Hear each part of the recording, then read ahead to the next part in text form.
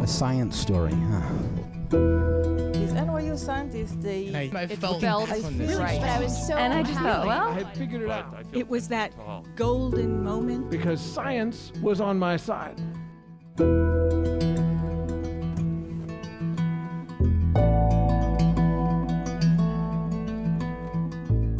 Hey everyone, welcome to the Story Collider, where we bring you true personal stories about science. I'm your host, Misha Gajewski, and this week our stories are all about making observation and noticing those tiny little details.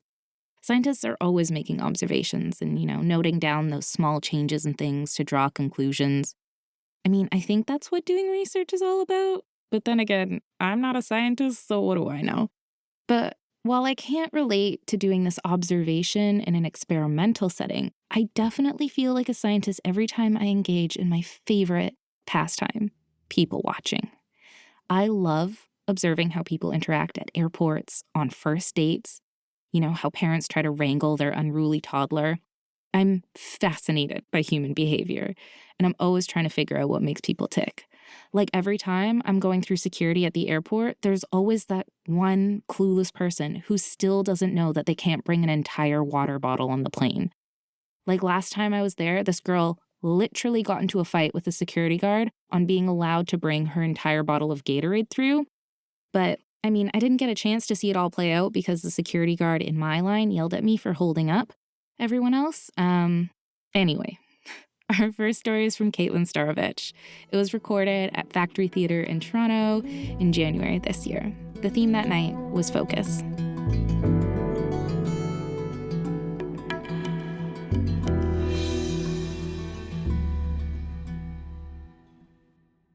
When it was 2018, and I am 20 hours into my flight to Rwanda, and I haven't slept a wink because I am obsessively reading, rereading, and then rereading all of my notes because I'm about to make a film about endangered mountain gorillas and Dian Fossey, who was the first scientist to ever study them in the wild. And I'm a documentary film producer, and my passion is telling stories about strong women in science. So when I was given the opportunity to co-direct a film about the great apes and some of the greatest women in science, I was over the moon. And then I was terrified because failure is not an option. I have made documentaries before, but this one is huge. It's world class. It's narrated by Sandra Oh. Yes. And I want to do a great job. And not to mention that I'm co-directing with my father, who is a famous filmmaker. So, no pressure at all to prove myself. And then also, there is just one chance to film these gorillas because they are so endangered and they're so hard to find. Again, no pressure at all. One chance. So in 1985, when Dian Fossey died, there was only 200 mountain gorillas left in the entire planet. They are incredibly endangered, and they're also very, very hard to find. They all live in the mountains, the volcanoes, between the border of Rwanda and the Democratic Republic of the Congo. So we see these mountains, and our guide, Kevin Innocent, points to the top and he says, "That's where we're going tomorrow. It's not going to be easy." And I say, "That's fine. I'm going to be cool. It's not a big deal." Only half believing myself because I'm relatively young and relatively fit. Plus, I have a very cute windbreaker and super cute hiking boots that I bought, so I feel good about myself. So we leave at daybreak, and it's after a huge deluge, so much rain, and this is a tropical climate, so when it rains. And we are accompanied by 4 rangers who are carrying AK-47s. And I'm worried, and I say, are the gorillas that dangerous? they're vegetarian. And they say, oh, no, don't worry. It's not for the gorillas. It's in case of kidnappers. And I'm like, what? These were not in my notes. We leave, and of course you have to remember that as we're going up this volcano, we have to carry all of our film equipment on our backs because there's no roads. So we have 14 huge cases of film equipment. So we have 10 people helping us carry gear, we have 4 crew, we have rangers, we have guides, and we have a young Rwandan scientist named Nadia Niyonazeye. And we look like a bit of a strange sight walking through this town of Musanze with all this stuff on our back until we come to a stone wall that we have to climb to get into this dense forest. And Nadia and I are gabbing away. We're like the only 2 women on the crew, and we're getting along famously. And she's the kind of scientist that will say, I was studying 2 gorillas once. And you think she's going to say something really sciencey? And then she says, and I realized he wants to kick his brother's ass because he stole his girlfriend. So it's like a very Kardashian interpretation of gorilla life, and I am there for it. So we're hiking through this dense forest, this grass up to our knees for an hour, and I'm thinking, I am awesome at hiking volcanoes. I'm really good at this. This is fine. I'm handling this. And then our guide turns back and says, okay, we're almost at the foot of the volcano. And then it's like the world tilted to a 45-degree angle. We were up to our knees in mud. There were jagged rocks everywhere. They're hacking away with machetes because you can't see more than 1 foot in front of you. And it's so difficult. And we did this for 6 hours, but it felt like 60. And then we did it again. And I'm getting worried because we haven't seen a single sign of any gorillas. And I'm covered in mud from my no longer cute windbreaker to my no longer cute hiking boots. And I'm getting loopy from the altitude because it's getting so high, and I'm getting worried. We haven't found any gorillas. What are we going to do? And just when it feels like we can't go on anymore, we reach a clearing. And it's almost like the birds became quiet.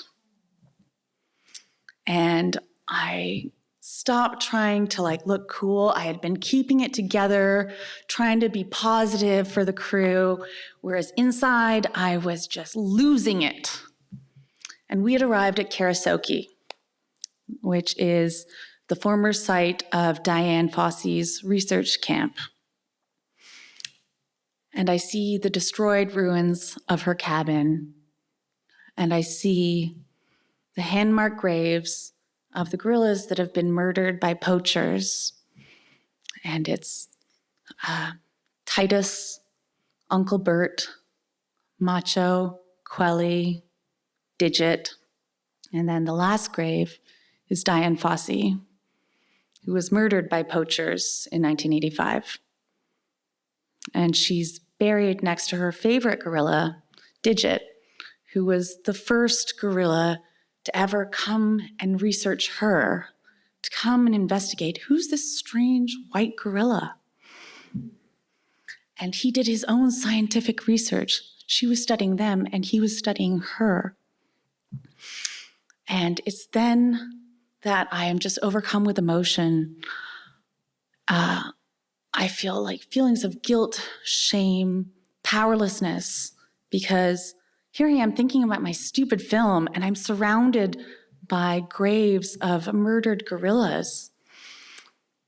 And I felt selfish. And it's then that I hear Nadia say a quote from Diane Fossey. Once you realize the value of all life, you dwell less on what is past and concentrate more on the preservation of the future. And we sit in that moment for a while with the spirits of these gorillas around us, with the spirit of Diane around us. And I realize that no matter how hard this journey is, we have to show the world about these endangered gorillas so we can help try to save them. And so we put our packs back on our backs.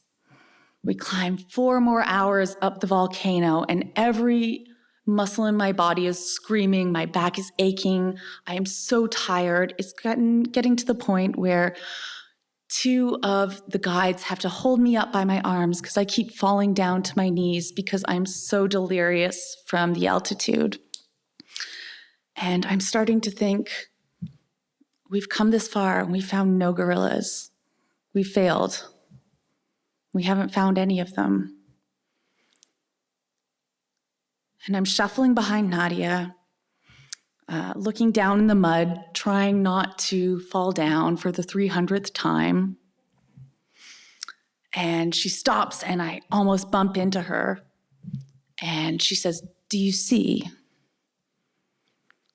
And I look around and I have no idea what she's talking about. And all I see is mud, I see dirt, I see failure. And I only hear my own labored breathing. And then she slowly points up. And above us is a tiny 1-year-old baby gorilla, 3 feet above us in the trees. And he's so tiny and so fluffy and so beautiful and so inquisitive. He's really shimmying down the branch. He wants to get a better look at us. And he comes closer and closer, and we're locking eyes together. And I'm thinking about him, and he's thinking about me. And I can't help but remember Digit. And this little baby is the legacy of a species that has been hanging on despite all odds. And he gets a little closer, and I can tell he's studying me. And I can tell he's thinking, who's this white gorilla? What's she doing in my forest? And where did she get that cute windbreaker and fab hiking boots? And then I hear Nadia go, "Psst," and she nods her head to the right. And we go over to a little clearing, and there's the whole family. Huge silverbacks, over 400 pounds. Mothers with infants, teenagers, uncles, and they're all so gentle. The big silverbacks are taking care of the babies, patting them gently. And the little baby that I was engaging with goes over and plays with his friends with no knowledge of this graveyard that we have just visited. And we start filming. And it's magical just how similar they are to humans. Just seeing mothers breastfeeding, infants throwing temper tantrums, lazy uncles napping. And the little baby is being an absolute brat. He's pulling his brother's hair and just being like a total hellion. And we film for hours until the family decides that that's enough screen time for today. It's time to go find a place to sleep for the night. And I make eye contact with that little baby once more, and he yawns. And I see his mother put him gently on her back, and the family disappears again into the forest. And there I am, just in silence and total awe. I can't believe the experience I've just had. And it's then in that moment that I really understood that quote from Diane Fossey. Once you realize the value of all life, you dwell less on the past and concentrate more on the preservation of the future.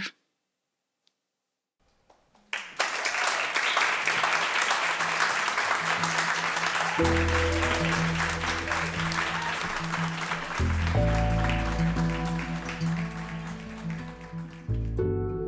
was Caitlin Starowicz. Caitlin Starowicz is a director/producer for film and television. Her work focuses on the climate crisis, animal rights, women in STEM, and intersectional feminism. Her films have been nominated for Best Documentary in Canada at the Canadian Screen Awards twice, and once for Best Documentary Director in Canada. Also, her latest documentary is narrated by Jane Fonda, so she's pretty dope. Okay, before we continue with today's episode, a couple of reminders. This month, we have shows coming up in St. Louis, New York, Dallas, and DC. We're also hosting a special partnership show with Capital Storytelling on April 14th in Sacramento, California. Visit storyclatter.org/shows for more details and to get your tickets. If you'd like to learn more about how to tell a science story, check out storyclatter.org/education. We offer private workshops both online and in person for groups, and we offer public courses for individuals online as well. Also, if you're not already following us on social media, what are you doing? Follow us at Story Collider. We're on Twitter, Facebook, Instagram, and TikTok.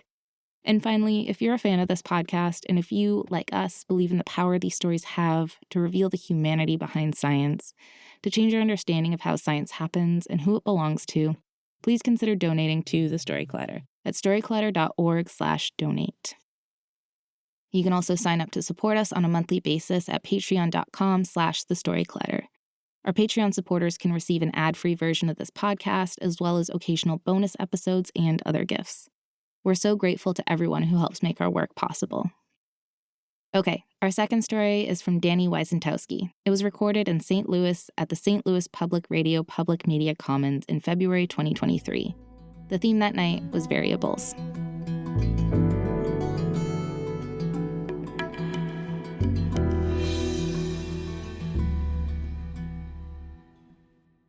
It is a dark and stormy night in St. Louis.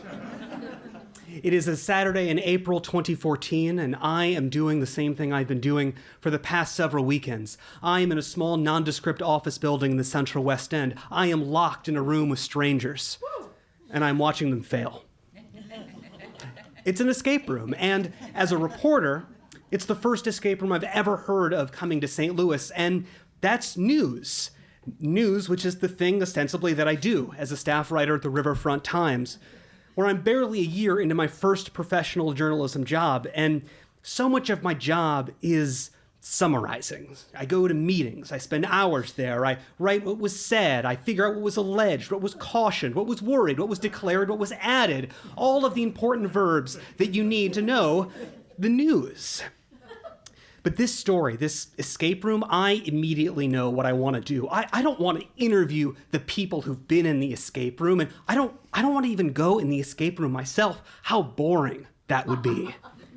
How blasé. No, I want to be in that room not once, not twice. I want to be in there over and over again. 5 times, 10 times. I want to see the entire army of humanity throw themselves at the same puzzles. I want to become a master of this space. I want to know what they're going to do before they do it, and I want to know the mistakes they're going to make before they're even considering it. Because this is the fly-on-the-wall fantasy for a reporter.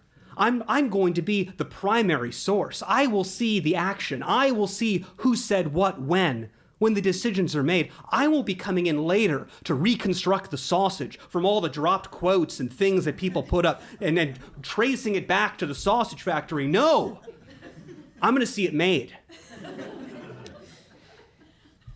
And I have to tell you, this idea, it becomes kind of an obsession for me. Because it seems to break the code. It breaks the logjam that I just feel in my job. And it'll be like that quote from Watchmen. You know, I'm not locked in there with them. They're locked in there with me. And it has a perfect ending. The ending writes itself the perfect escape. And all I gotta do is just watch and write notes, and I'll have every scene, every conflict, the ups and downs, the disasters, the victories. It's a dream. And I get in those rooms, and it turns out to be incredibly easy to convince the creator of this escape room to let me just piggyback along and watch as many people as I can stand. And so I start going to the escape room again and again. And I have to tell you, I do get to see the thing that I love to see, which is choices being made. I love to see that on two sides of the room, two completely different groups will suddenly have this lightning strike, and they'll understand the code to one puzzle fits with the cipher to the other, and a word play actually fits with a puzzle that they had discovered earlier. And you can see these incredible strands of friendship, of connection, of even tension, but people working together. But I have to tell you that for every moment of people working together, it is a drop in the ocean of people falling apart. The mask is off in these rooms. There is no cohesion, there is no teamwork. And I wish I could tell you why. Was it smart people only listening to smart people, or dumb people finding the only other dumb person there? It's not so simple. It's not so simple. I watch a couple in their 30s insistently tell their 9-year-old son, just as the door is about to be locked, stand in the corner. Don't bother us while we're doing this. And of course, they're not listening to him. They're not listening to him when he is the only one in the room who can interpret the clue correctly to a puzzle, and they spend 10 minutes on something, and of course they fail. There's the woman who gets the attention of the entire room at one moment and brings them away from the pile of Scrabble tiles and locked black and white boxes, and she points at the ceiling, tracing the lines, connecting the panels together, and she's telling them, "Don't you see it? Don't you see it?" There is no puzzle on the ceiling. There is no clue hidden there. It was in the Scrabble tiles. It's always in the Scrabble tiles. And I watched them fail. I watched them fail over and over again. And I went back and I look in my notebook that I'm writing at this point and underline, I wonder, what are they doing here? Why did they come here if they're just going to fall apart? And that's why I'm here once again in this locked room. And as the storm clouds gather outside, the door locks and the numbers tumble down, and I have no hope for this team. See, it's, like some of you may have some connection to when the weather gets bad in St. Louis. People just cancel events, and they just turn tail. And this was the case. Just before the last team of the day, a team of 10 calls and says, "We're canceling because of the rain and the thunderstorms and the weather warnings." And we get ready to go home, but wait, actually, they're not all canceling. 2 people from this team of 10 have decided that they're going to go for it. They're going to solve this entire escape room on their own. They're going to pit their 2 brains together against a puzzle that is intended for many more brains. And so it doesn't really matter how many good ideas they have, or whether they work together, or whether their relationship is irreparably damaged from this moment. They don't have enough brains. They are literally the worst team that has tried the entire puzzle enterprise. And the numbers hit 0 on yet another night. It's about my 7th team, and I have never been exhausted by a story like this. I am just wishing I was in a city council meeting, taking down hours of notes, reading a lawsuit, something where I could feel like I was accomplishing something. But I get out of that room and I meet up with the 2 other folks who are there. There's the co-creator of the escape room. His name is Nir. There's the photographer for the Riverfront Times, Tom Carlson. And I look at Nir, and Nir has this expression of disappointment on his face. And the thing is that this is actually Nir's 2nd escape room attempt. This only a few months before. His pilot, though, 12 teams, more than 100 people. Not one was able to solve the problems and puzzles and escape as he intended. And the one that did, they took the final puzzle, a large chess piece, a chess set with a magnetized key inside. You would have to play a game and do a whole thing. And they just took the board and shook it upside down like they were trying to get a pick out of a guitar. And they broke it. They broke the final puzzle. And that's how they got out. And Nir's expression mimics mine, because I came into this already knowing the story I wanted. And I'm not getting what I wanted. And I'm starting to wonder, if I'm here watching people fail, is Near one of those people? Am I one of those people? Am I the piece that's out of place? Is the observer somehow throwing things off? I don't say a word to these teams in the room, and they don't say a word to me, but I'm there. I'm shifting atoms. I'm being hit by ion rays. Who knows what I'm doing? I worry that Near is going to pull the plug. Maybe I should pull the plug. And outside, the skies in St. Louis open up, and the rain pours down, and the thunder cracks. And Near, I, and Tom get into the elevator and share, a morose moment of not getting what we want, of not having the control maybe we thought we knew, that we thought we knew we really had. And I start to think, am I learning something new about myself in this moment? But before that, I learned something else. I learned what the sound of an elevator dying sounds like. It's actually not really a sound, it's the absence of a sound. It's a hum that's stopped humming. It's a machine that is suddenly... And so we stand there, 3 grown men suddenly sweating in an elevator whose doors are not open on a Saturday night during a thunderstorm. And we're trapped. Now, if you're ever in this situation, you should do what Near did, which is he's the master of the escape rooms. You should always try the obvious. Try the front door. Try the door. Just, it might not work, but it's worth doing. The buttons don't work. The obvious is not working. The emergency buttons don't work. We have no service in the cell phone. We have no service in the elevator. When's the next time someone's going to be around here? That's the thought in my head. How many hours? 24? 36? There's nobody in this office building at all. I wonder about, actually pushing open the doors, but then I get a sudden vision of, what if the elevator starts moving again and I'm suddenly starring in an unwanted reboot of 2.5 Men? And so we just stay there in this static, this panic. And sometimes that's all you need to do because something amazing happens. The elevator actually starts moving again. Well, first it moves kind of sideways, which felt weird. It was like it shifted into some other dimension, but it's a dimension where we were moving, which was good. And so we're moving down. The 3rd floor light turns off. Now it's the 2nd floor light. We're going to hit the ground floor next, and we'll be done. And we hit the ground floor, and we're still moving. There's only 3 floors in this building, but we are definitely in motion. The elevator is still going down for another 20 seconds, and it halts. There's no light on the floor levels. We are off the map of the building. And I'm wondering, 24 hours? 36 hours? Where would they even find us now? It's like a computer's reset and it's just gone to its initial state, that we're in a mechanical blue screen of death, and it sent us to a grave. It seems like it. And so again, we're sitting there in silence. There's no puzzles here. There's no riddles to solve. I look up at the ceiling and I think about John McClane in the movie Die Hard. Really any movie with an elevator problem, there's a hatch, right? And so I'm looking up there and I'm trying to follow. Well, there's always a hatch. How do you climb out of there? And after a while, I just feel foolish because there's nothing on the ceiling. There's no way to get anywhere. We're trapped.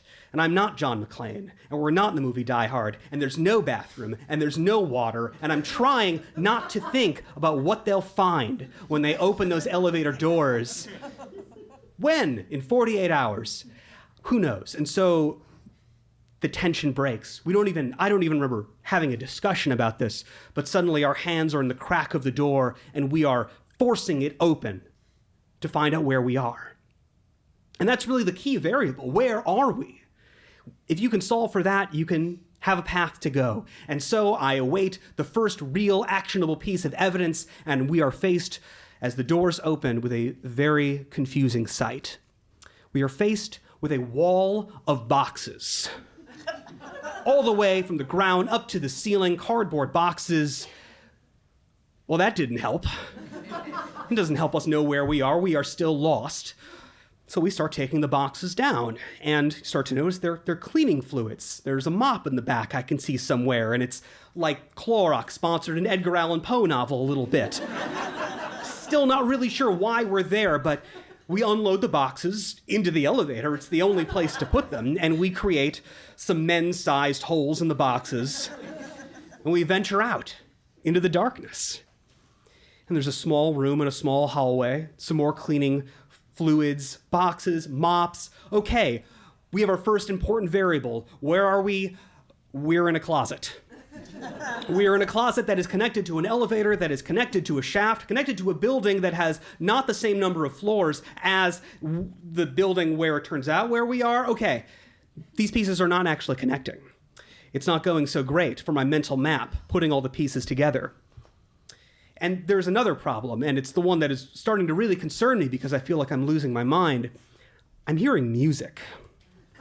And the music isn't coming from the elevator, it was coming through the boxes. And at first I thought, oh, it's just, the enclosure, it's just the panic. But the music is real. And the music it's dance music. It's tango music. And we really have no choice but to go forward.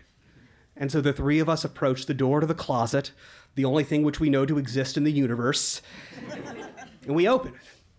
And we venture forth, and we're bathed in a soft red light. And I look down, and a few dozen feet away, I can see couples, about 10 or so of them dancing to the music, and they are totally oblivious to us. Just three grown, sweaty guys who've just materialized out of a closet. We are aliens in a strange land, and nobody's even here to greet us. But we turn, and there's actually a bar right across from us, just 10 feet away. There's a middle-aged woman behind the bar, and she looks at us, and she has this expression like she's embarrassed for us, like she's asking, "What are you even doing here?" She doesn't say a word. We don't say a word to her. And without any discussion, we shuffle out toward the sound of the storm and the rain, and we leave. And of course, if you turn around and look at the building, there's no mystery. There's an office building, and next to it, there's a dance studio with a walk-down kind of stairs, and maybe at some point these buildings were connected, and there were some renovations, and things were walled off, and a closet was created, and a floor was erased.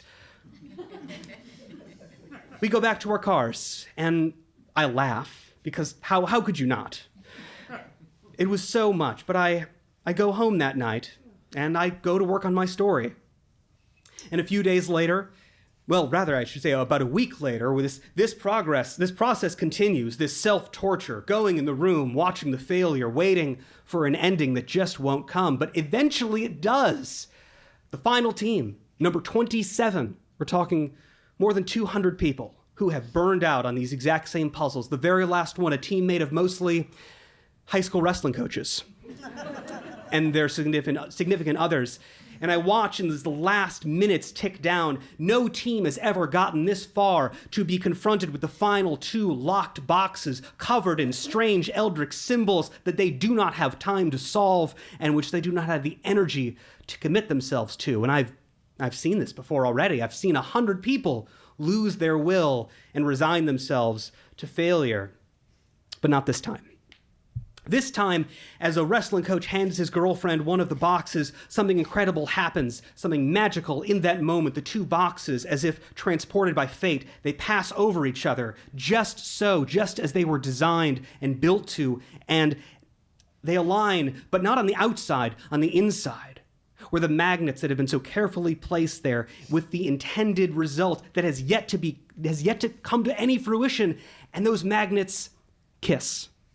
And they unlatch. Wow. And the box opens, and there's the key, and there's the woman, the boyfriend, the girlfriend of a high school wrestling coach who has just tried shaking that box like he's hoping it breaks. And there's the key, and they have no idea why.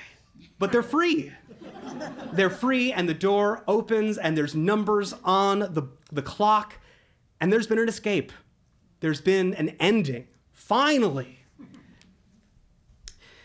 Control is such an alluring thing. Near thought he had built the perfect escape room. And I thought I'd found the perfect story. And somewhere, some engineers thought they had built the perfect elevator. But just because you can see all the pieces doesn't mean that you know what they are, what they mean, where they're placed, what the big picture is, what it looks like outside. Control is really like a locked room, and the only one who can get you out is you. Thank you.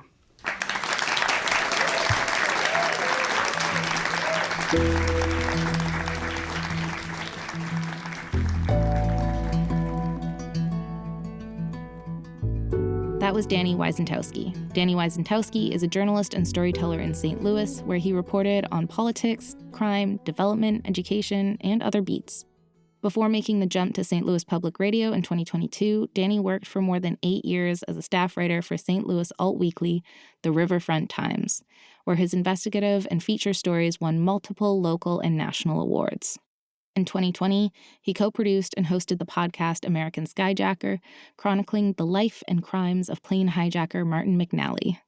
Danny lives in Bevo Mill with a black cat and many notebooks. Same, Danny, same. Except for Bevo Mill. The Story Collider is so grateful to Caitlin and Danny for sharing their stories with us. The Story Collider is also very grateful for the support of Science Sandbox, a Simons Foundation initiative dedicated to engaging everyone with the process of science. This podcast is produced by Aaron Barker, executive director and co-founder of The Story Collider, with help from me, managing producer Misha Gajewski, and senior podcast editor Jen Chen. Special thanks goes out to Story Collider's board and the rest of our staff, including managing director Anne-Marie Lonsdale, science advisory fellow Edith Gonzalez, and our operations manager, Lindsay Cooper, without whom none of this would be possible. The stories featured in today's episode were produced by Sarah Mazrui and me, Misha Gajewski, and by Sam Lyons and Gabe Montesanti, respectively. Our theme music is by Ghost, and next week we'll be back with a special episode with stories from people who took our storytelling workshops. You won't want to miss it. Until then, thanks so much for listening.